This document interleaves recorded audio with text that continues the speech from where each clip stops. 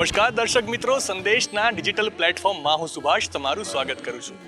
મિત્રો, દિવાળીમાં કરવામાં આવતું ચોપડા પૂજન એ તહેવારમાં કરવામાં આવતી કોઈ સામાન્ય વિધિ માત્ર નથી, પરંતુ આપણી વર્ષો જૂની પરંપરા છે, આપણા રીતિ રિવાજ છે.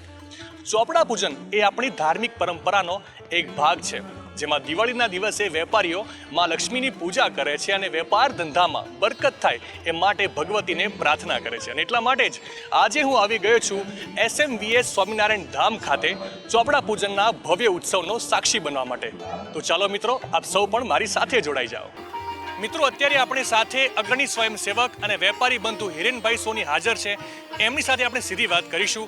હિરેનભાઈ, ચોપડા પૂજનના પવિત્ર ઉત્સવમાં એક વેપારી તરીકે ભાગ લઈને આપનો અનુભવ કેવો રહ્યો?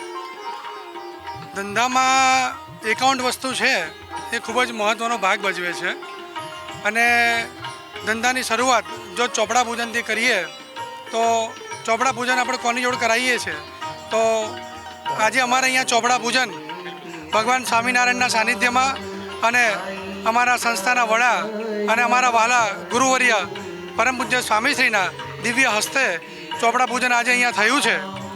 અને ચોપડા પૂજનમાં અમને ગુરુજી તરફથી ઘણી બધી શિખામણો, ધંધો કેવી રીતે કરવો, ધંધામાં શું શું પ્રકારનું ધ્યાન રાખવું, એ બધું અમને અહીંયા ગુરુજી દ્વારા જાણવા મળતું હોય છે. મહત્ત્વનો ભાગ તો ધંધામાં પ્રામાણિકતા એ શું તમારો ભાગ ભજવે છે. તમારી નીતિ અને નિયતથી તમે કેવો ધંધો કરો છો, નીતિ નિયતથી ધંધો કરવો જોઈએ, બરાબર. પ્લસ અમારા ભગવાન સ્વામિનારાયણની આજ્ઞા છે કે ધંધાની આવકમાંથી ચોખ્ખો 10% ધર્માદો કાઢવો, એ પણ અમારા ભગવાનની આજ્ઞા છે અને ગુરુજી અમને દર વખતે આ એક શિખામણ આપતા હોય છે. પ્લસ ધંધામાં વેપારીઓનું કેવી રીતે ધ્યાન રાખવું, તમારા ગ્રાહકોનું કેવી રીતે ધ્યાન રાખવું, ગ્રાહકોને ક્યારેય છેતરવા નહીં, સમયસર વેપારીઓનું પેમેન્ટ કરવું, આ બધી જ વસ્તુ નાનામાં નાની બાબત આ ચોપડા પૂજનના માધ્યમ દ્વારા શીખવા મળે છે. અને સૌથી મહત્ત્વનું તો એ કે આ ભગવાનના દિવ્ય સાનિધ્યમાં અને વાલા ગુરુજી પરમ પૂજ્ય સ્વામીશ્રીના દિવ્ય સાનિધ્યમાં આ ચોપડા પૂજનનો લાભ મળે અને આખા વર્ષ દરમિયાન ધંધો બહુ સરસ રીતે થાય છે. એ આ ચોપડા પૂજનના માધ્યમ દ્વારા બધું અમને જાણવા અને શીખવા મળે છે. મિત્રો, અત્યારે હું SMVS સ્વામિનારાયણ ધામ ખાતે છું અને આપણી સાથે અત્યારે અગ્રણી સ્વયંસેવક કલ્પેશભાઈ સોની હાજર છે. એમની સાથે આપણે સીધી વાત કરીશું.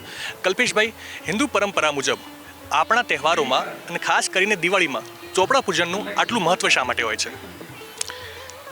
ચોપડા પૂજનનું આટલું મહત્ત્વ ખાસ એટલા માટે હોય છે કે અત્યારે દિવાળીમાં જે નવું વર્ષ શરૂ થતું હોય અને નવા વર્ષના શરૂઆતથી જ એમને નીતિમત્તાના પાઠ ભણવા મળી જાય અને વ્યવહારમાં કેવી રીતે આગળ વધવું એ જો શીખવા મળી જાય તો આખું વર્ષ છે એમનું નૈતિકતા સભર જાય. અને આવા કેટલાય હરિભક્તોના સ્વાનુભવો છે કે જે ગુરુજીએ નીતિમત્તાના પાઠ ભણાવ્યા હોય એ પ્રમાણે જે વ્યવહારમાં આગળ વધ્યા હોય તો એમનું જે સુખ શાંતિમય આખું વર્ષ પસાર થાય. તો આ એક ખૂબ મહત્ત્વ છે ચોપડા પૂજનનું. આપણી હિન્દુ સંસ્કૃતિમાં આપણે બધા દરેક કાર્ય, જે પણ કાર્યનો પ્રારંભ થતો હોય, આપણે ભગવાનને આગળ કરતા હોઈએ છીએ અને ભગવાનને સમર્પિત કરીને દરેક કાર્યને આપણે આગળ વધતા હોઈએ છીએ. દરેક વેપારી બંધુઓ માટે નવા વર્ષનો પ્રારંભ થાય એટલે આમ તો અત્યારે હવે ઇંગ્લિશ મહિના પ્રમાણે એપ્રિલથી નવું વર્ષ ગણાતું હોય છે, પણ આપણી પરંપરા પ્રમાણે કારતક મહિનાથી નવા વર્ષનો પ્રારંભ થાય. એટલે આપણી જૂની પરંપરા પ્રમાણે દર દિવાળીએ નવા વર્ષના ચોપડાનું મોટા ગુરુજીના હસ્તે, સંતોના હસ્તે પૂજન કરાવી અને ધંધાનો પ્રારંભ કરતા હોય છે. આમાં ધાર્મિક મહત્ત્વ મોટું એ છે, આના મોટા 2 સંદેશ છે. આપણી પરંપરા પ્રમાણે કરતા ભગવાન છે. આપણે એવી ભગવાનને આ નિમિત્તે પ્રાર્થના કરીએ છીએ કે ભગવાન, આ ધંધાના માલિક તમે બનજો, એના કરતા હરતા તમે બનજો, અમે નિમિત્ત બની રહીએ. એક મેસેજ એ હોય છે. ને બીજું, ગુરુજી કાયમ હંમેશા સભામાં કહેતા હોય છે કે ચોપડા પૂજનનું બીજું મહત્ત્વ એ હોય છે કે આપણે ભગવાનને આપણા સાથે સામેલ કરીએ છીએ તો આપણા ધંધાની અંદર નીતિમત્તા રહે. આપણા ધંધાની અંદર 2 પ્રકારના આવક આવતી હોય છે. એક દૈવી દ્રવ્ય આવતું હોય છે ને એક આસુરી દ્રવ્ય આવતું હોય છે. આસુરી દ્રવ્ય એટલે શું કે જે કંઈ અનીતિથી કમાયું હોય, જે કોઈ ભગવાનની આજ્ઞા વિરુદ્ધનું કામ કરીને કોઈ પણ વસ્તુ કમાઈ હોય અથવા તો કોઈને દુભવીને કોઈ પણ દ્રવ્ય કમાયું તો આસુરી દ્રવ્ય કહેવાય. અને જે દ્રવ્ય આપણે ભગવાનની આજ્ઞામાં રહી નીતિમત્તાથી, ગ્રાહકોને કે કોઈને છેતર્યા વગર અને નીતિમત્તાથી જે દ્રવ્ય કમાયું હોય અને એ દ્રવ્યની આવકમાંથી થોડોક ભાગ સમાજની સેવા માટે, ધર્મની સેવા માટે આપણે કાઢતા હોઈએ તો એ બધું દૈવી દ્રવ્ય કહેવાય. તો આજે એક ભગવાનને ચોપડા પૂજન નિમિત્તે એક ભગવાનને આપણે પ્રતિજ્ઞા પણ કરીએ છીએ કે ભગવાન આ ધંધો તમારો છે અને અમે જે પણ દ્રવ્ય કમાઈશું એ દૈવી દ્રવ્ય કમાઈશું, અમે આસુરી દ્રવ્ય નહીં કમાઈએ અને ભગવાન એનાથી અખંડ ધંધામાં ભેળા રહે અને આપણી પ્રગતિ થાય, સંસાર વ્યવહારમાં લોકો સુખી થાય, એના આજના દિવસે ભગવાનના ગુરુજીના સંતોના બધાના આશીર્વાદ મળે. એના માટે આપણી વર્ષોથી ચાલી આવેલી પરંપરા પ્રમાણે દર વર્ષે વેપારી બંધુઓ સંતોના હસ્તે ચોપડા પૂજન કરાવતા હોય છે.